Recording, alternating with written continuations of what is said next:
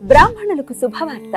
సనాతన ధర్మ పరిరక్షణే ధ్యేయంగా ఏర్పడినటువంటి హిందూ మహాసంస్థానం విదేశాలలో ఉద్యోగాన్వేషణ చేయాలనుకున్న ఔత్సాహికులకై అభ్యర్థుల నుండి దరఖాస్తులు కోరుతుంది. సంప్రదించవలసిన వాట్సాప్ నంబర్ 9866615399. నమస్కారం. రేపటి విశిష్టతను ఒకసారి చూద్దాం. రేపు 8వ తారీఖు సెప్టెంబర్ నెల 2024వ సంవత్సరం ఆదివారం. శ్రీ క్రోధినామ సంవత్సరం దక్షిణాయనం వర్ష ఋతువు. రేపు భాద్రపద మాస శుక్లపక్ష పంచమి తిథి రాత్రి 7:58 వరకు, తదుపరి షష్ఠీ తిథి.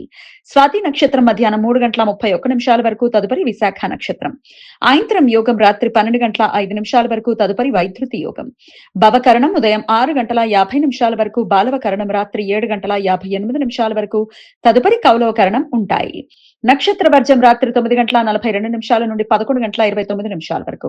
అమృతకాలం తెల్లవారుజామున 5:38 నుండి ఉదయం 7:26 వరకు.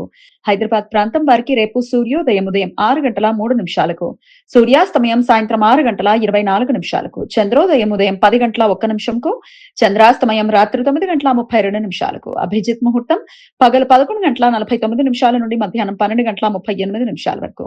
దుర్ముహూర్తం సాయంత్రం 4:45 నుండి 5:35 వరకు. రాహుకాలం సాయంత్రం 4:51 నుండి 6:24 వరకు. గుళిక కాలం మధ్యాహ్నం 3:19 నుండి సాయంత్రం 4:51 వరకు. యమగండం మధ్యాహ్నం 12:14 నుండి 1:46 వరకు. రేపు ఋషి పంచమి. ఋతు సంబంధిత సమస్యలు అధిగమించటానికి, రజస్వల దోషాలు తొలగిపోవటానికి స్త్రీలు రేపు ఉపవాసం ఉండి సప్త ఋషులను, వారు కశ్యప, అత్రి, భరద్వాజ, విశ్వామిత్ర, గౌతమ, జమదగ్ని, వశిష్ఠ, వీరిని పూజిస్తారు. దధీచి బ్రాహ్మణులు, అగర్వాలులు, మహేశ్వరులు రేపు రక్షా పంచమిగా జరుపుకుంటారు.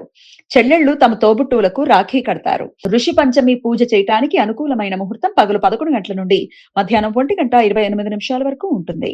శని రవి గ్రహాల మధ్య సమసప్తకం రేపు ఉదయం 9:57 ఏర్పడుతుంది.